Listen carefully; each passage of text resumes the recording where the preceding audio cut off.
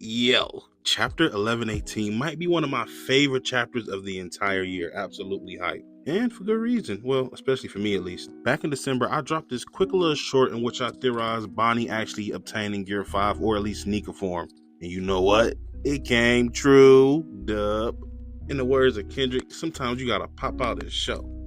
But nah, this chapter was absolutely insane from a couple different angles. We pick up kind of where we left off with the Iron Giant being knocked in the sea after being hit by Warcree. Now, I didn't think he was actually this close to the water. I thought he was more inland than out, but I mean, it could have been that he was super close to the water, or Warcree could have just sent my boy flying with that crazy ass hit. Either way, in this chapter, we get another great piece of scale, just showing us how massive the Iron Giant is. We get a panel of him falling on and around some marine warships, and he is absolutely dwarfing them. I mean, it's like crazy. Let's not forget, the warships are absolutely massive, like huge, and he's making them look like kitty toys. From there, the Iron Giant begins to sink down in the ocean, and then we actually get something that's really interesting, and that's we actually get his thought bubbles. He says, "Joy Boy, where did you go? I wanted our paths to cross. You were here, right, Joy Boy? How strange." And it just goes to show that this robot and this ancient technology is something like out of this world. Because, I mean, it seemed like he pretty much has sentience. I seen some people who were actually kind of blown back by this. And for me, I wasn't really I kind of expected it. And I mean, just think about it. If Vegapunk with outdated technology compared to the ancient kingdom is able to create freaking clones, why wouldn't they be able to have sentient robots? I mean, I feel like a clone would be harder to create than a robot that's sentient. The girls say now think their mission is complete as the Iron Giant fell into the sea, so now they're focusing on the rest of the Vegapunks, because they're not going to let any of them live, or at least try not to. They get in contact with York and ask her how many Vegapunks are left. She says only 2 are still interfacing with Punk Records, Atlas and Lilith. Now off top, this had me a little sad or some type of way, because Edison was my favorite Vegapunk besides Shaka. I mean, Edison was just that guy. He was cool, he was smooth, he was a little robot. Why not love him? But I do think there's a chance he might not be dead. First off, she didn't check if they were dead. She checked if they were still interfacing with Punk Records. As we've seen, it's not an obligation for them to actually interface with Punk Records. We actually seen this firsthand with York herself. She was doing stuff behind their back with the girls say, and she wasn't uploading to Punk Records, which just shows they don't have to. On top of that, now that the Stellar Body is gone and they're not all working together like in one environment as a cohesive team, there's absolutely no reason for them to interface with the Punk Records. Not at all.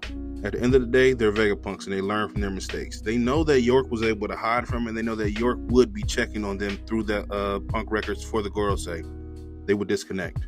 On top of that, before Edison jumped through the dome, he checked to see if the fall would be fatal, and I think he had like 30% left, and we seen him at the bottom. The fall didn't kill him.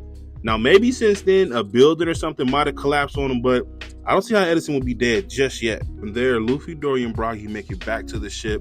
And I love how Luffy just kind of come in, he say hi real quick to the people he ain't seen and just beeline straight for the kitchen. Like, he already know what's going on. I don't know if any of you guys have picked up on this like I have, but as a character, Luffy has grown leaps and bounds since Wano, and I don't even mean just in strength and power. Now, don't get me wrong, he's always been a decent leader, but I feel like since Wano, that has just been elevated to another level.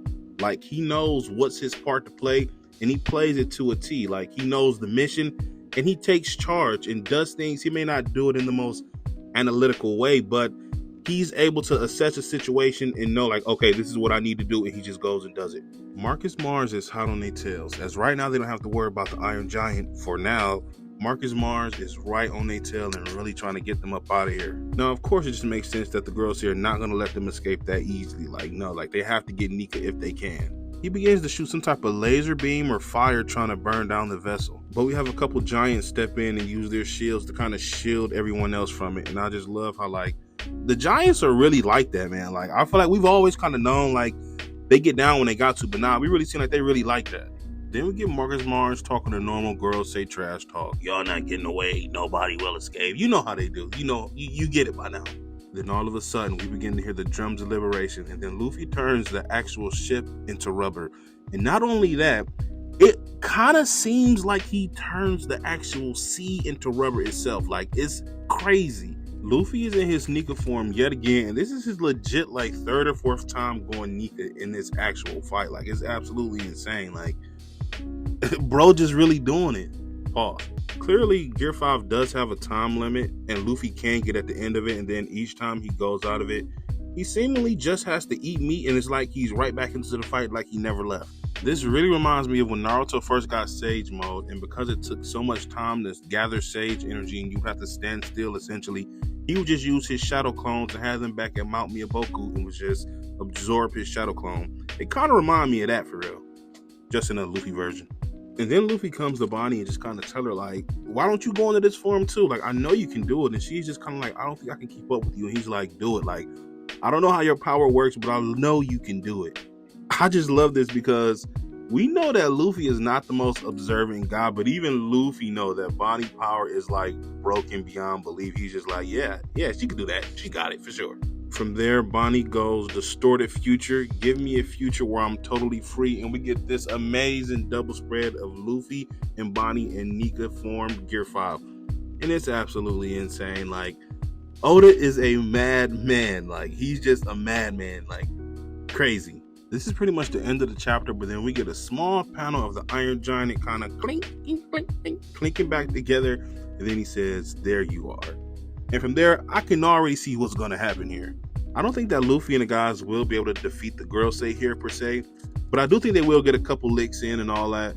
I really think that the Iron Giant is going to like propel himself some type of way. We're going to see some technology from him. And he's going to come up out of the water, and I feel like he's going to actually either hold the Girosei off or just, I mean, that's all he really can do. And they're probably going to like actually destroy him. But Joy Boy will get away, and I feel like they will actually meet each other. Like, they have to, sort of, kinda.